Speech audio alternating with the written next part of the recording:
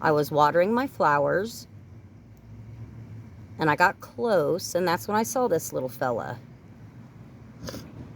I don't even know if it's all the way dead. I'm going to assume it is because it's fairly well watered. But this right here is exactly why I stop our feral cat from catching birds. She does not eat them. She plays with them until they die, or until somebody makes her let them go. It's a waste.